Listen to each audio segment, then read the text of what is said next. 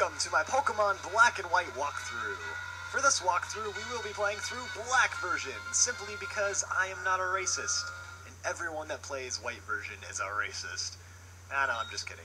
Anyways, here we go. Say hello to Professor Juniper, the first professor ever in a Pokemon game that's a female. Yeah, Professor Juniper is gonna, tell you about the world of Pokemon in this little intro scene.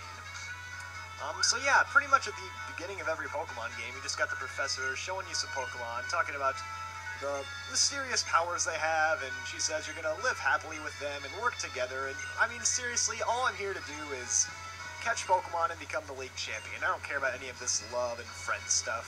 I don't do that kind of stuff. I'm just like a cruel trainer. Even though the game tries to convince me I raise my Pokemon with love. You get to choose whether you're a boy or a girl. I love how she's like, tell me, are you a boy or a girl? Like, that's the most insulting question ever.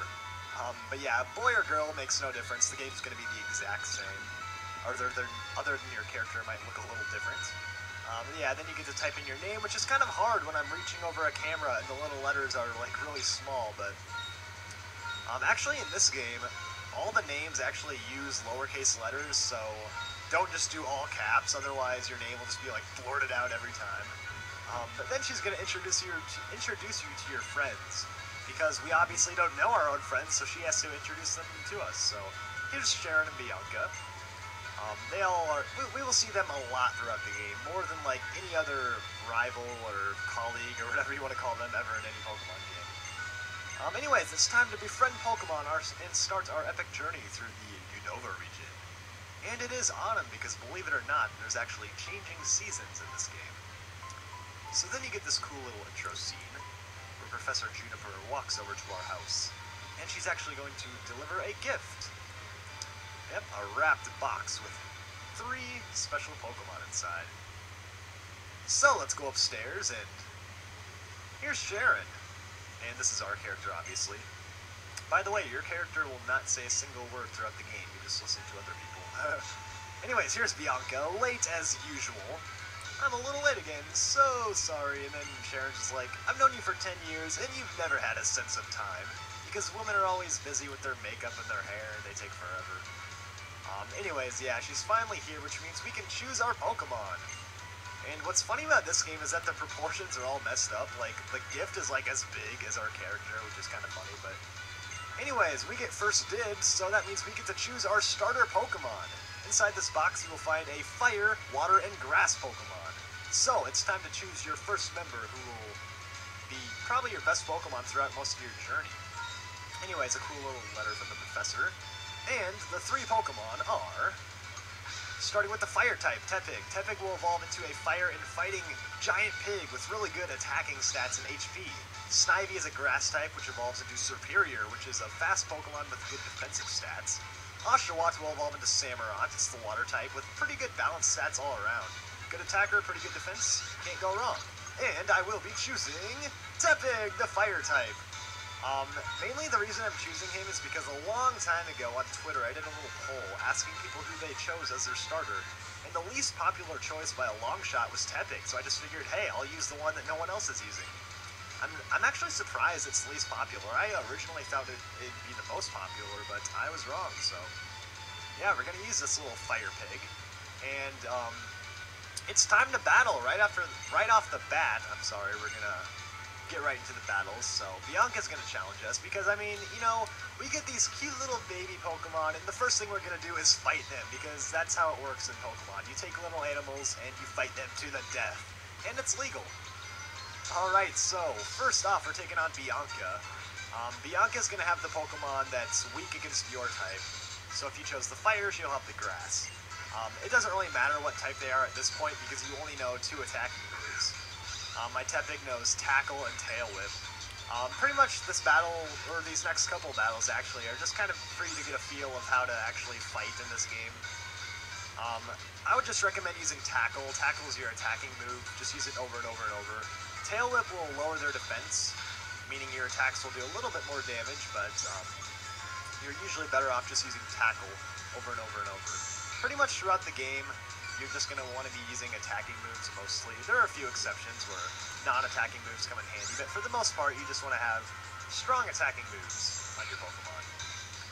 Anyways, these battles are pretty easy. It's actually very possible to lose these, just because if the other person gets a critical hit, which we just got, they can knock you out. Critical hits they're pretty rare, but every once in a while you'll get one, and you will do double damage.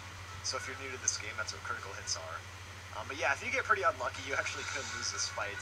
And check this out, we made a giant mess. Our room is just destroyed now. We've got footprints on the wall and stuff. Like, how did this even happen?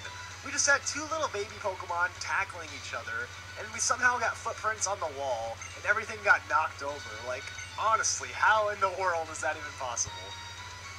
Yeah, we really should have gone outside for this, but, I guess we're not going to learn our lesson, because we're actually going to have a second fight right after this. It's like, yeah, we just destroyed this whole room. We better do it again. Let's have another fight. So yeah, Sharon's going to restore our health.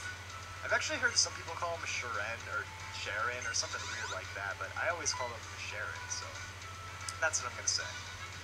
Anyways, Bianca is talking about stuff. She's like, yeah, Sharon, maybe you can fight. You maybe will be a little bit better than me. Yeah, Bianca's kind of terrible. She's more like, oh, we all had fun, though. Isn't that fun? Fun. But Sharon's a little more serious. He's like a tough trainer, you know? He actually wants to beat us.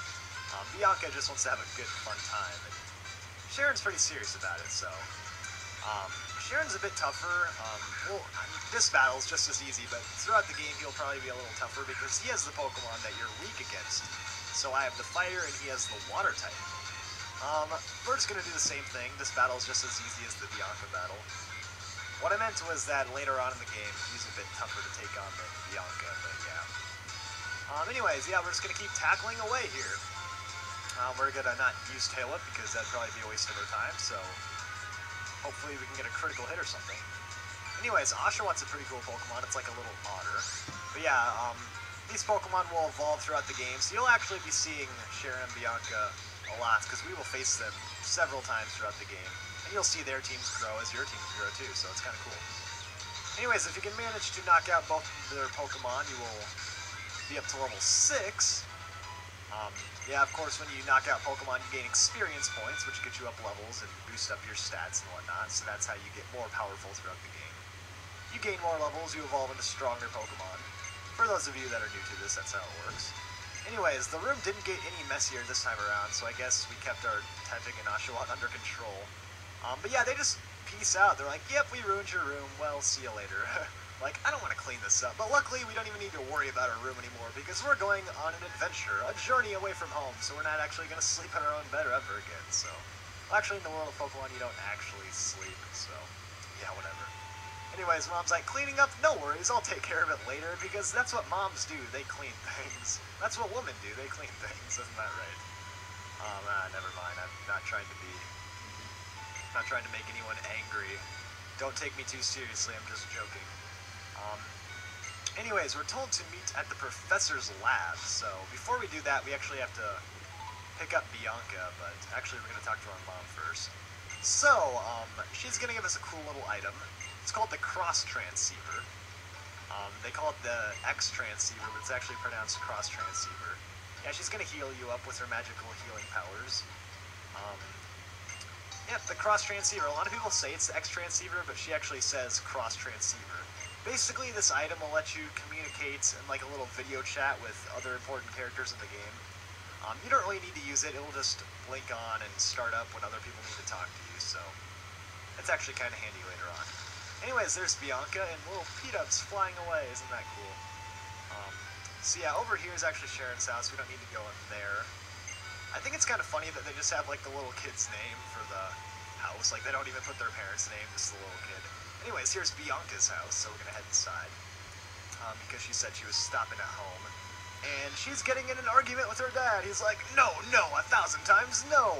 There's no way you're going out on a journey on your own, are you crazy? But yeah, Bianca's all sad. She's like, no, I want to go on an adventure, I'm a great trainer. But yeah, then she's just gonna leave anyways, and the dad like yells at her, then he just lets her walk out like, whatever. I couldn't convince her to stay. But I mean, seriously, would you let your little daughter just go out in the world like that? I mean, who knows, there's crazy people out there. They're gonna try to kidnap her and do crazy stuff like that. Inappropriate things. Anyways, that's it for that. Let's head up here to the lab. You're actually going to see Bianca and Sharon waiting for us. Alright, time to go meet the professor, who we actually talked to at the beginning of the game, but apparently we forgot about that. So we're gonna go meet her for the first time. I think it's funny, we've been living in this town our whole lives, New Vama Town, and apparently we've never met the professor, even though she lives right here. And this is a town with like 4 houses, so you would think we would know everyone, but we don't, so... Yeah, the mysteries of Pokemon, who knows. I guess we all just stay inside all day, we never leave to meet anyone else. Anyway, she's talking about random stuff, it's not really that important. She's gonna let you nickname your Pokemon. So I will give Tepig a nickname, because I always give my Pokemon nicknames. You don't have to, it doesn't really matter, but I'm going to call you something really dumb. I mean, I didn't put a lot of thought into this nickname, it's just I was about to start the recording and like, oh crap, I need a nickname. So I'm just like, I'll just call you Porky. Because you are a pig, so you are Porky, there you go. I was trying to think of something cool with like fire and pig in it, and I was like, Pyro Piggy? I don't know, that sounds kind of dumb. Anyways, so... Oh, you have already studied Pokemon extensively, haven't you?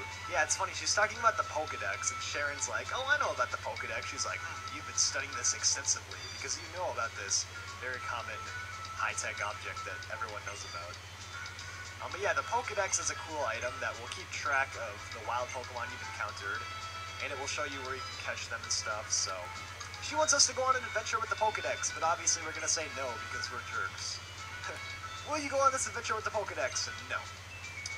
She's gonna ask us again, very nicely, I want you to go meet all the Pokemon. No. No, I'm just gonna say no. Oh, she's just gonna tell us the exact same thing again. Alright, fine, I'll do it. I'll go on your stupid little adventure. It's your Pokedex. So yeah, now we get our Pokedex. So, we've given her the best possible answer, even though there are only 2 options, yes and no. Track of all of our wild Pokemon, and she says to meet her on Route 1. So I think that's going to wrap things up for this episode. The 3 of us are going to be leaving the lab and heading towards Route 1 to meet the professor and start our adventure. So we got our first Pokemon, we got our Pokedex, we are ready to take on the world of Pokemon here in the Unova region, so stay tuned for more. We got a lot coming up next time. I'll see you guys all then.